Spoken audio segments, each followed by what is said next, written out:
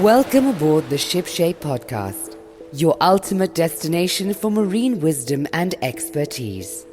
Our skilled crew, comprised of top boating journalists and experts, is committed to delivering informative and captivating content week after week. We're eager to connect with and learn from our fellow mariners, and we encourage you to share our podcast with your friends. Remember, word of mouth is our lifeblood, and if you enjoy an episode, please leave us a review on your favorite podcast platform. By doing so, you're helping us forge a robust community of mariners who can learn, collaborate, and exchange their experiences out on the water.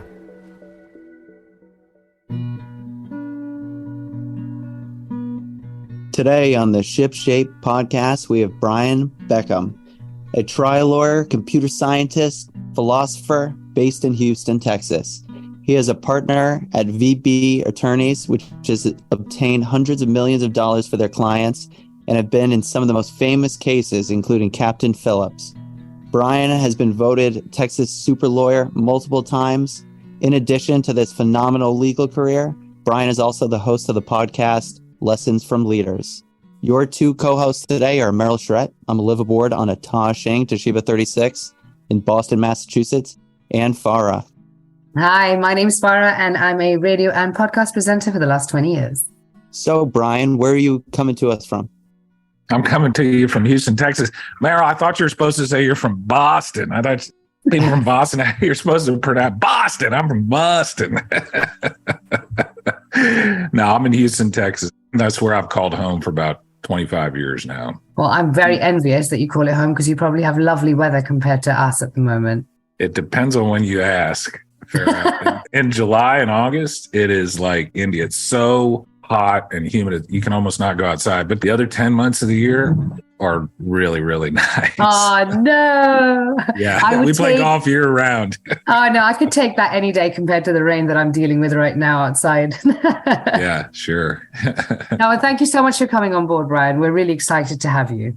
Well, thank you. It's a pleasure to be on the show. So, Brian, can you tell us this journey from going to school, being an athlete, computer scientist, to becoming one of the more famous lawyers in Texas? Yeah, sure. It's a little bit convoluted, but I'll tell it in the most efficient way I can tell it. So when I was very young, my mom was diagnosed with terminal breast cancer. My dad was in the United States Air Force at the time, and she had been misdiagnosed over the course of 2 years, 5 separate times. The thing about it was that she was a nurse. This is in the early 80s. And so she did self-examination. She knew how to do that. And back in the late 70s, early 80s, that wasn't quite as widespread. But she had detected something. She'd been to the doctor over the course of 2 years 5 times. They had misdiagnosed it 5 times. Finally got a terminal diagnosis, lived 5 years, and died when I was 10, and my brother was 8. My dad, I didn't know it at the time, but my dad hired a lawyer to sue the United States government for medical malpractice and won the case. And that case ended up enabling me and my little brother to go to college and to go to law school because my dad, like I said, was in the military and did make a lot of money. You can actually Google that case, Beckcom versus the United States. I found out about that case, believe it or not, when I was in law school. And the way I found out about that case is my now wife, who was my girlfriend at the time, was also in law school with me, called me up at work and she was crying. And she said, "I just read your mom's case." And I said, "What case?" And she said, "The case that your dad did. It's online." And I pulled it up and I read it. You can Google right now, Beckcom versus United States, and it's online. But anyway, it was a experience. It was almost like talking to my mother again, 15 years after the fact, I guess it was. So I think subconsciously that experience kind of drove me, at least once I got involved in the legal industry, towards representing families and people that had suffered catastrophes of some sort, whether they've been horribly injured or that somebody's died, lost a family member. And the other thing that really pushed me in that direction as a lawyer was, I tell this story all the time. When I went to college, I have no lawyers in my family on either side as far back as I can trace. I'm the only lawyer. So being a lawyer was not on my mind going to college. What was on my mind when I went to college, I went to a school called Texas A&M, was playing basketball. And so I went down there and I was an athlete. I was a jock. I mean, I was a smart kid, but the school was not my first priority. Played basketball, and this is in the early 90s. when the internet had just came out. I had an email address, but of course it was not very useful because you couldn't email anybody because nobody else had an email address to send anything to. But I kind of like computers. So I was like, you know what? I'll just study computer science. And so I tell people I spent 4 years in college behind a computer screen with a bunch of nerds. I decided I didn't want to do that. And so I went to law school. And now what do I do 25 years later? I sit behind a computer screen all day long. So, but anyway, it was kind of a roundabout path. Anyway, I went to law school, did very well, ended up getting, the way it works in law school in the United States, at least, is if you do well, then you clerk at the big firms and you get job offers from these big law firms or from the United States prosecutor's office or something like that. So I kind of did the route everybody expected you to do. I went to a very big law firm. At the time, it was the biggest law firm in Texas, a firm called Fulbright Jaworski. And I figured out after about 2 years that representing insurance companies and big corporations was just not for me. And so now 22 years later, here I sit. How soon did you figure that out? I mean, because, you said it was kind of ingrained in you after your mother's situation and what she went through. You felt that it was your calling to help people who've been through traumatic situations or dealt with negligence. So how soon did you realize that that was your calling? I will tell you the exact moment that I realized that that was my calling. So I was a very young lawyer and I was defending an insurance company. And it was a case where a young Black guy, he was in his 20s, had fallen off a roof at work. He was working as a plumber. He was up on a roof. He fell down. He hurt himself. And I represented the insurance company. And I lost badly. And I remember sitting across the table from this guy and his lawyer and handing him the check that he had won and thinking to myself, man, I really like this guy. I'm glad he's getting this money. And I thought to myself, I'm like, I'm probably on the wrong side of this equation because I literally just got my teeth kicked in. I lost so bad. And I'm happy about it. I was like, handing this guy this check thinking, man, this guy really deserves this. So I was like, I'm on the wrong side of this thing. It was literally within 4 or 5 months that I was gone and doing something else. Oh, wow. Fantastic. Yeah. And as we kind of move into your career in kind of Marine, how exactly did you end up in Marine? So I went to, again, just kind of pure luck, really, to be honest with you. I go to law school at the University of Texas, and there's a law professor by the name of David Robertson, who's now deceased. But David Robertson, everybody told me, they're like, this guy's the best teacher in terms of just being entertaining and teaching you the material. Go take his class. What's his class? Admiralty law. What? Admiralty law. Okay, never heard of it, but I'll go take it. Well, he was a phenomenal teacher. And Admiralty law, I mean, when you go from spending an hour in a contracts class, clause number 2B, 7, 8.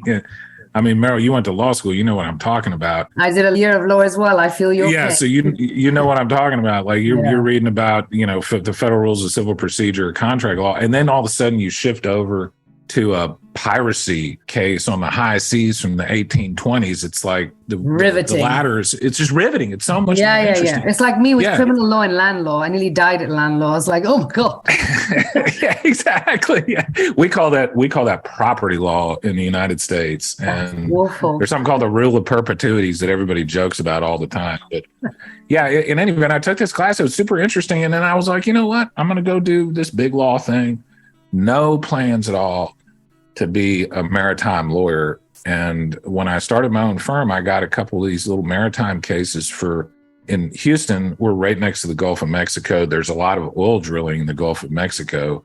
And so there's a lot of people on these drilling rigs, and these drilling rigs are very dangerous. So a lot of people get hurt. And so I started representing a lot of these, mainly guys. There are some women out there, but not a lot.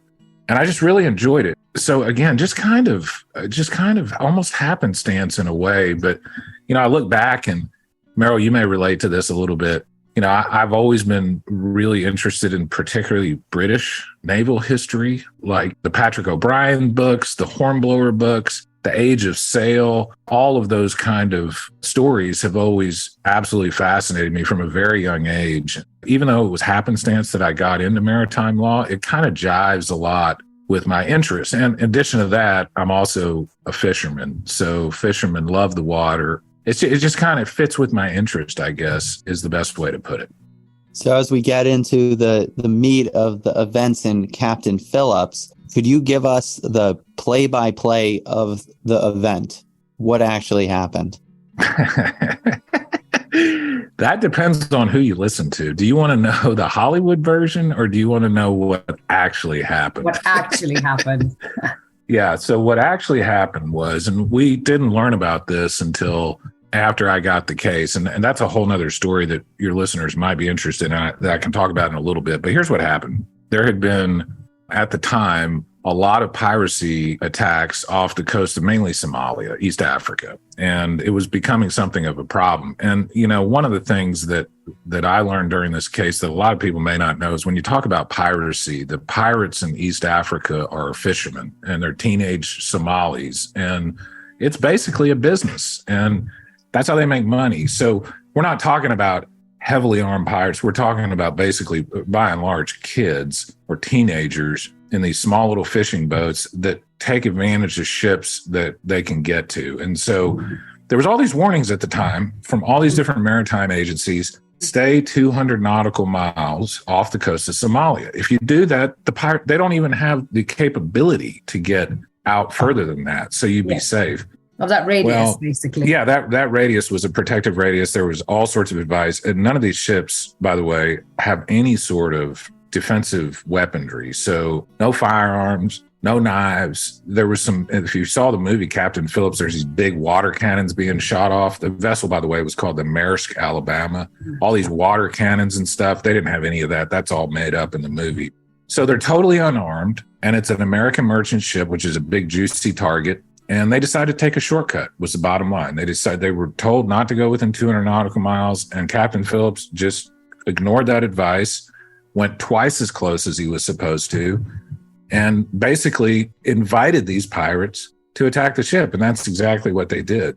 I took Captain Phillips' deposition over 2 days during this case, and I can tell you that Captain Phillips is an idiot, by and large. Tom Hanks did a great job portraying a boat captain, but the boat captain he portrayed was not Captain Phillips. That's nothing like the guy. The guy's just kind of a little bit of a nincompoop. At least he was about this case. And I tell you what, how I ended up getting the case. So the crew of the ship was the one that fought off the pirates, basically. Captain Phillips didn't do anything. Like when you see in the movie Captain Phillips offering himself up to be taken by the pirates, that's complete nonsense. That never happened. What actually happened was the unarmed crew got spoons. Some of my clients got spoons and were using them to basically stab the pirates. Matter of fact, one of the pirates, if you saw the one surviving pirate, there were 4 of them. 3 of them got killed by the Navy SEALs. One of them got stabbed in the eye with a spoon by my client. So when he was being perp walked, he has an eye patch on, and that's from a spoon injury. But anyway, my guys were real heroic, and they get back to the United States and they get with Captain Phillips and they say, let's tell a story about this. Let's write a book about our experience. And Captain Phillips said, screw you guys. I don't want to do anything with you guys. I'm going to do it myself. And so they were like, okay, well, in that case, screw you. So they originally wanted to tell the story together, but Captain Phillips didn't want to do that. So I get a call from the galley hand, one of the galley hands on the vessel. And by the way, this is long before anybody knew there was going to be a movie. Hey, do you want to represent me? I was like, yeah, sure. Next thing you know, I got basically all the crew. So I was the lawyer for the crew, and the defendant in the case was the shipping company, Maersk Alabama, and the staffing company that staffed Captain Phillips, a company called Waterman Steamship. So that's kind of how that all played out. How many members of crew were you talking about when you say you're representing? There were 12.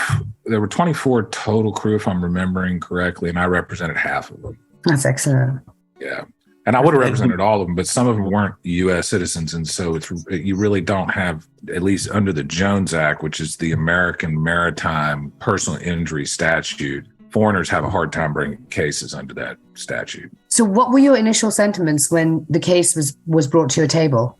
I knew about the story was all over the news. So I knew about what happened. And, the main thing Meryl, I don't know if you remember it this way, but one of the big focus in the news media in the United States was the fact that the Navy SEALs came in and eliminated 3 of the 4 pirates. Like that was a cool part of the story. Everybody's really interested in that. You know, Obama ordered them to go save these people. You know, that was really what my focus was more about when I get the first call in the case. But of course, as a lawyer, one of the things that I take a lot of pride in is when I investigate a case, I do it very, very thoroughly. And as soon as we started looking into this case, it became apparent very, very quickly that Maersk and Captain Phillips had made some really bad decisions. And they had made those decisions on purpose. And they made those decisions for a very specific reason. And that was to save money. Basically, they were trying to take a shortcut to save money on fuel. So that became obvious really, really quickly. And the fight ultimately ended up being about what information I was allowed to look at and what information they were allowed to hide. Because when you go overseas, there's all sorts of regulations, particularly you have to have something called a vessel security plan. And they wouldn't let me see that.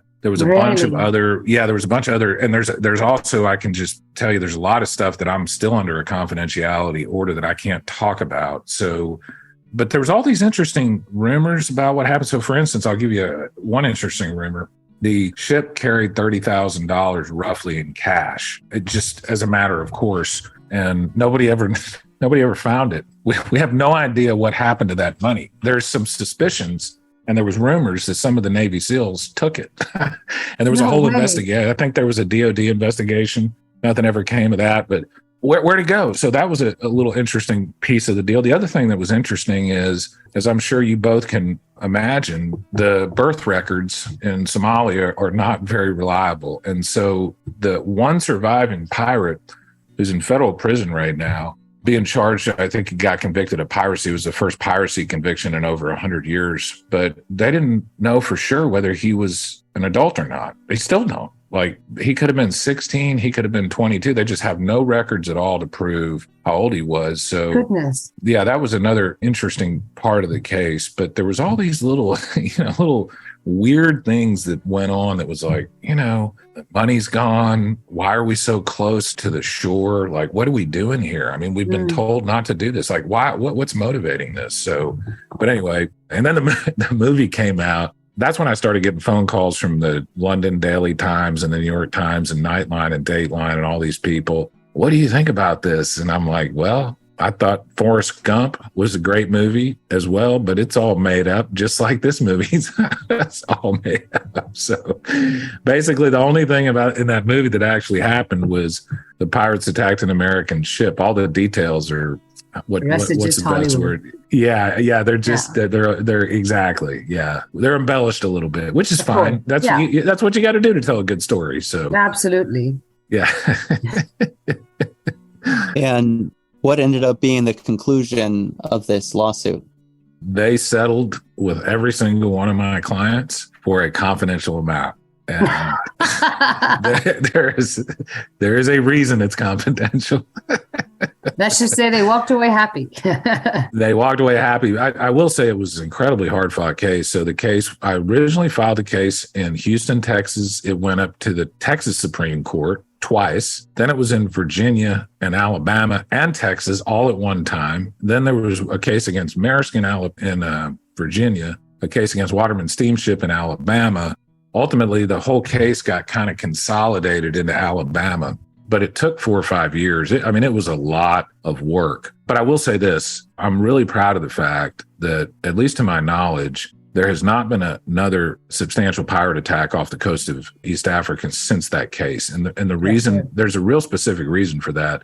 They now arm the vessels. And again, you got to keep in mind, these are fishermen primarily. And the second they see a weapon of any kind, they go on to the next ship. They're looking for the biggest targets that are the softest targets is what they're looking for.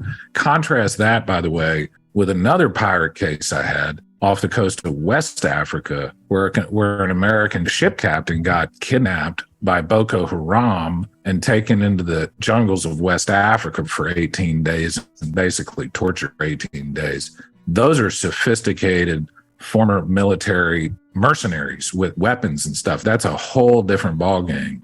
In any event, there hasn't been, at least to my knowledge, I hadn't checked this in a few years, another pirate attack since my lawsuit. And that's because the shipping companies are taking what I think are extremely reasonable steps making sure they don't go too close to shore, and making sure that the men and women on these vessels have some way to defend themselves. So I'm real happy about that. Which they previously didn't, right? That's right. And I'll tell you why. So when I got the case, one of the first things I was wanting to know is, you got all these pirates in East Africa. Why don't you allow them to arm themselves, allow the ships to at least carry some weaponry to defend themselves? And you know what the answer I got was, the insurance companies don't want them to do that because they're afraid they're going to shoot each other. They're not trained well enough, or they're going to shoot something on the boat and like blow it up, and they're going to ruin all the cargo. So they just basically didn't trust the average merchant mariner. And now that they got the what suit out of them by me, they've changed their tune a little bit. So can I ask you that when you handed the 12 members of crew that you represented their check, did you feel that inherent satisfaction you felt when you were handing the check to the guy, that when you realized you were on the wrong side?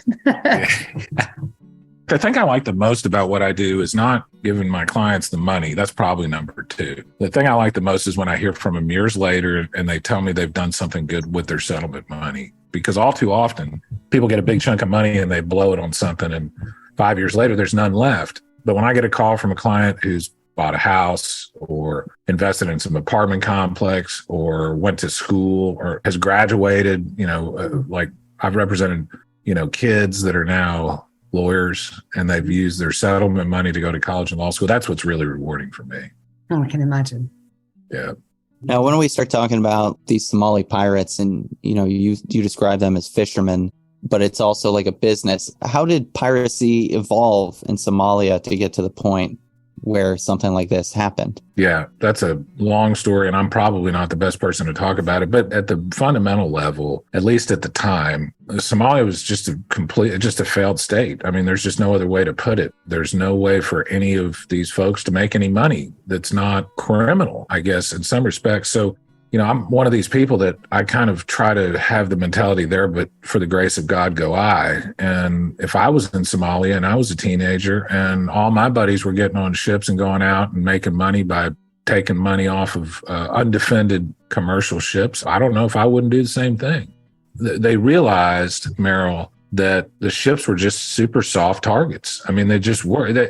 At one point, they started having military convoys, and they would have the commercial ships in a convoy traverse the most dangerous parts at the same time. But that was long after the piracy had kind of really matured in the area. And so for a very long time, it was just easy money, right? I mean, it's just not hard. So, especially when there's very little resistance as well. I mean, given the fact that there was no weapons and that, Yeah, there's very little resistance.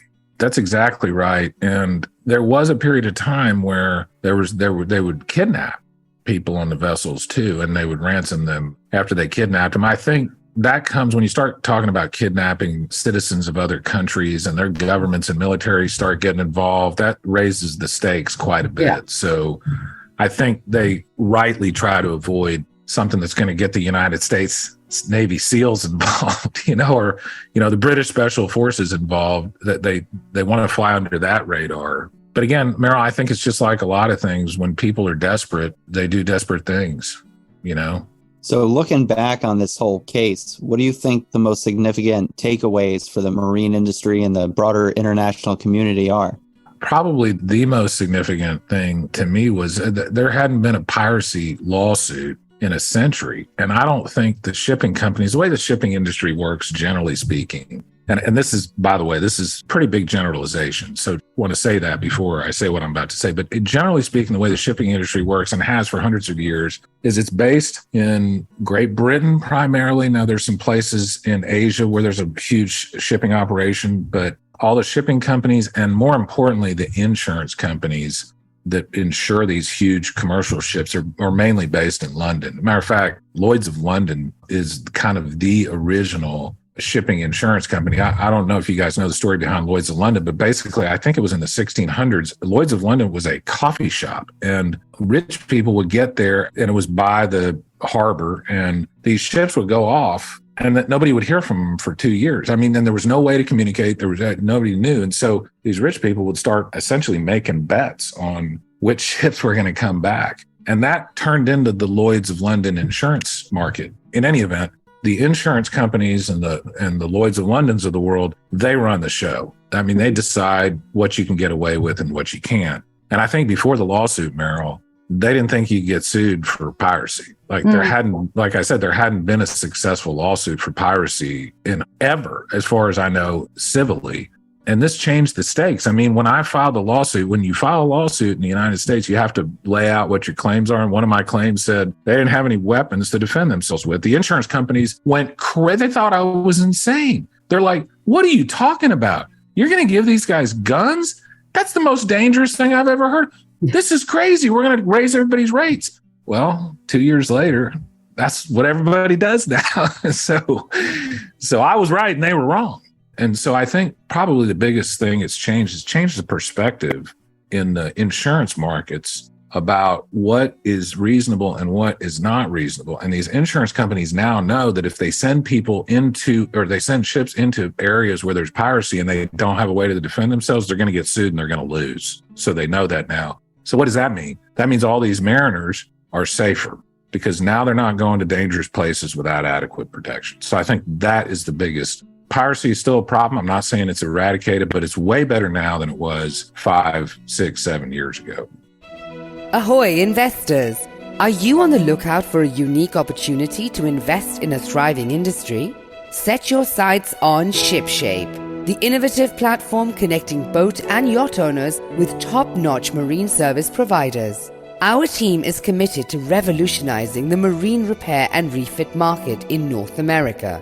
But we can't sail these seas alone. With your support, we can enhance our platform and create a significant impact in the industry. Don't let this exciting investment opportunity drift away.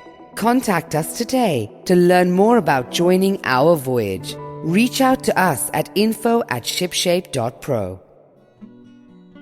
How do you think the story of the hijacking and the lawsuit has been influenced by public opinion on the issues of piracy and maritime security? Yeah. So remember, when I got this case, I had no idea there was going to be a movie. I had no idea Tom Hanks would be in the movie. None of that. And it was about halfway through the case where we found out there was going to be a movie and Tom Hanks was going to star in the movie. And you know what the first thing I did when I found that out was? I went to the court and I said, Judge, we need to go to court now. Because if we wait until this movie comes, Tom Hanks, the most popular actor in America, and if we wait till this movie comes out, all the jurors are going to think Tom Hanks is a big hero, and it's going to completely prejudice my clients. And the insurance company lawyers, no. We don't need to speed this up. We'll make sure the jurors are, adequately questioned where they're not biased. And the judge was like, okay, we're not going to speed this up. So the movie comes out literally in the middle of the case. Tom Hanks is the star. Yeah. But guess what? Brian Beckcom at VB Attorneys starts getting called by Nightline, Dateline, Good Morning America. I got millions of dollars of free marketing. So I won the case. So, I tell people, I'm like, probably the best thing about that case was when the judge denied my request to speed the case up and made us wait until after the movie, because that's what made it famous. It wasn't the case.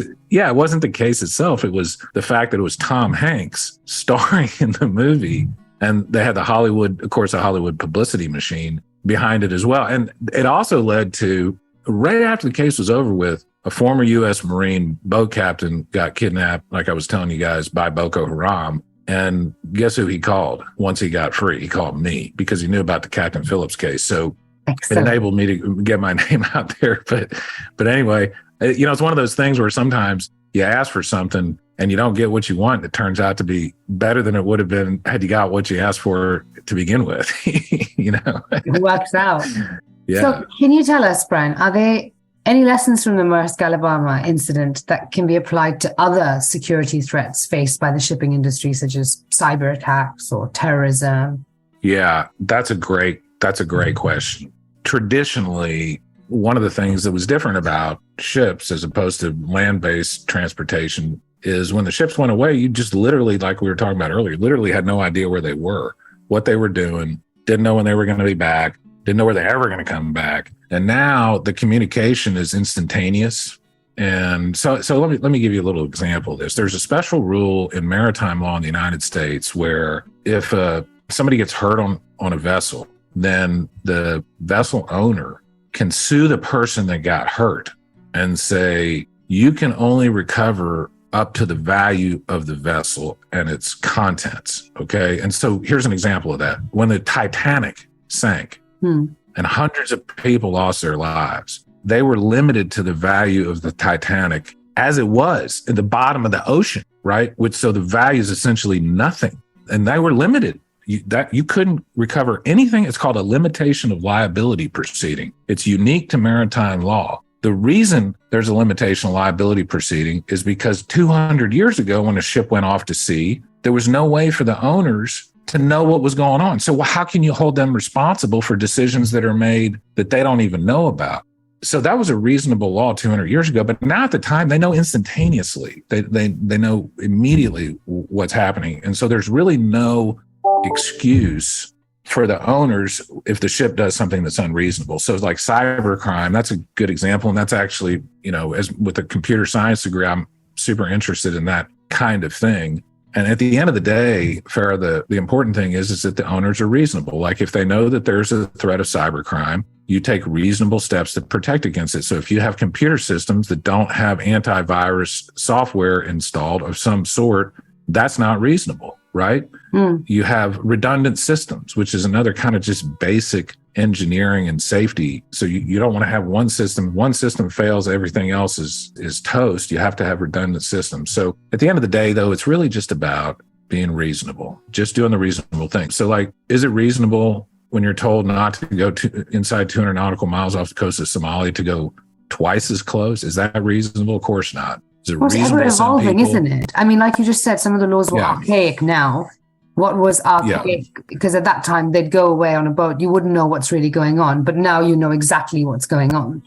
So I mean, some of these rules are archaic. Do you feel it's constantly evolving as an industry? And do you feel there are times where the evolution, you're not able to keep up with how much it's changing and how quickly it's changing, given the current climate that we're in?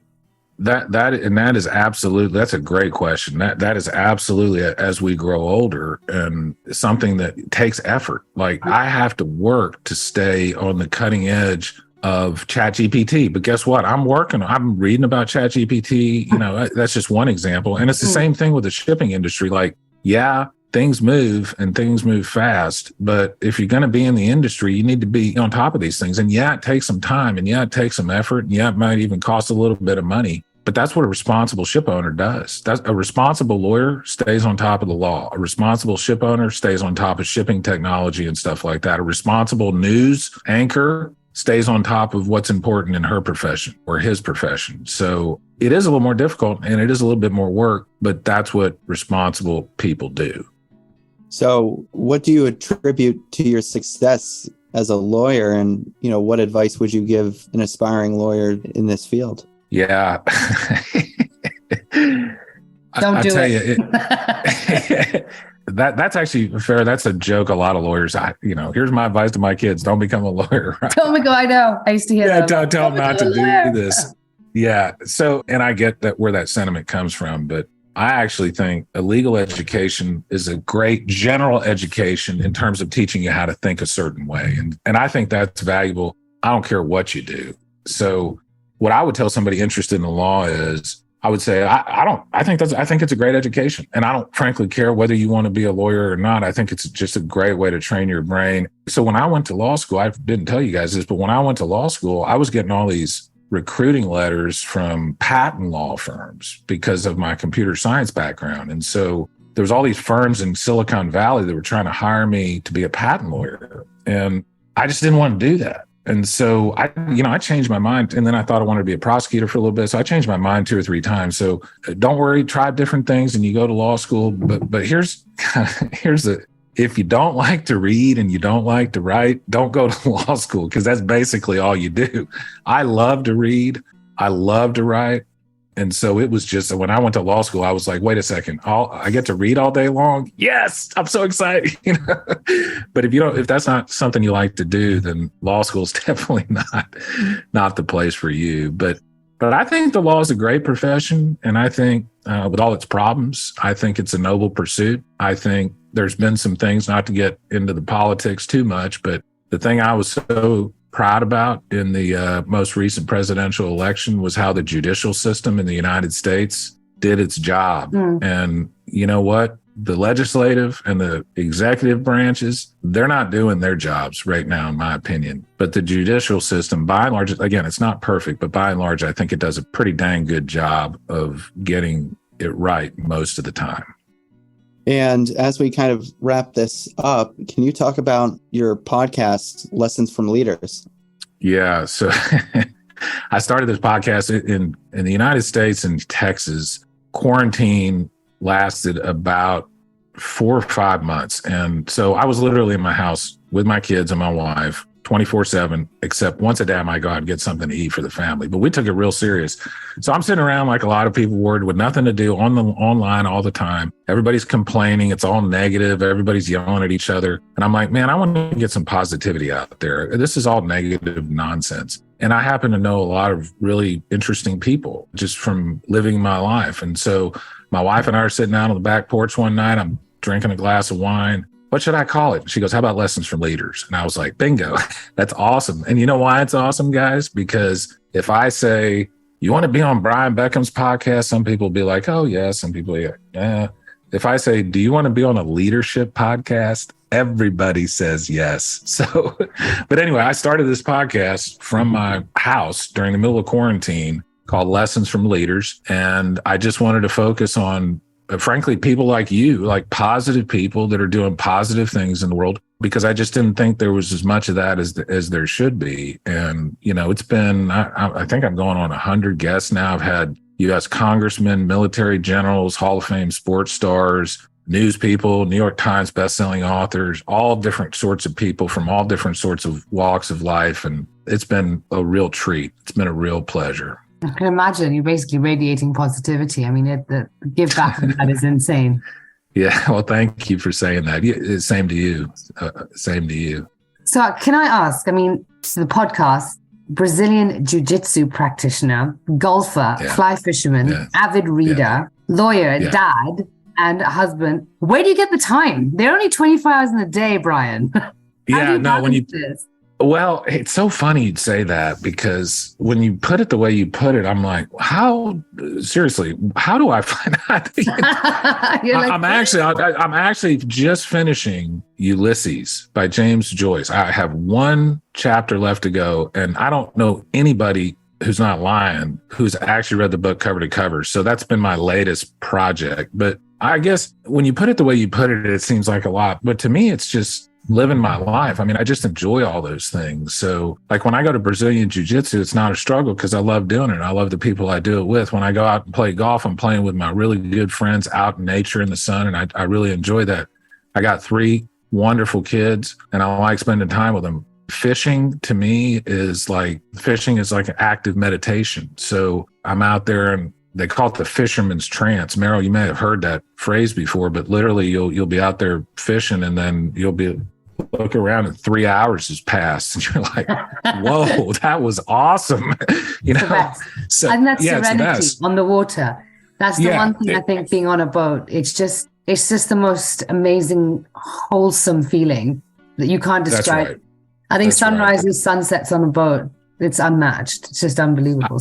Not only do I agree with you on that, Farrah, I would actually say there's something really deep evolutionarily in the human instincts. I think when you're around a fire, sitting around a fire, and when you're on the water, it's just like this feeling. I just have this feeling like of calmness and of relaxation. Yeah, it's therapeutic. And I agree with you 100% on that. But to answer your question on all those different things, I guess the way I kind of look at it is it's not really that hard if you like all that, if you like what you're doing. And yeah, there's some bad times in the law practice when I have difficult clients or difficult adversaries that aren't that fun. But by and large, I like what I do. So it doesn't feel like it doesn't feel like work that much, to be honest with you. Yeah.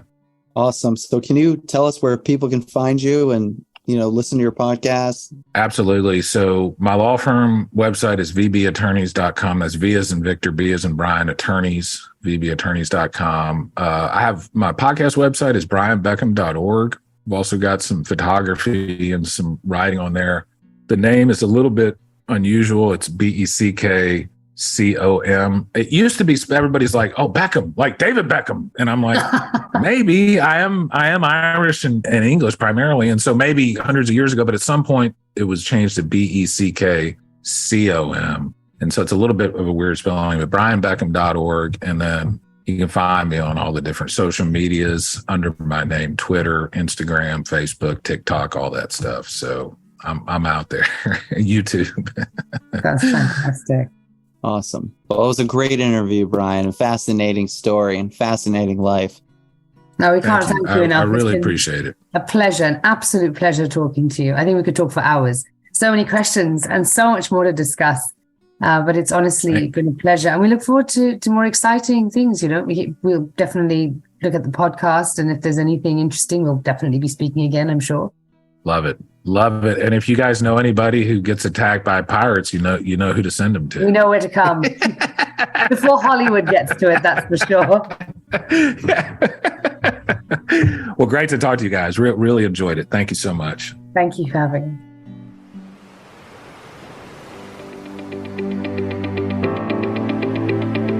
Check back every Tuesday for our latest episode. And be sure to like, share, and subscribe to shipshape.pro.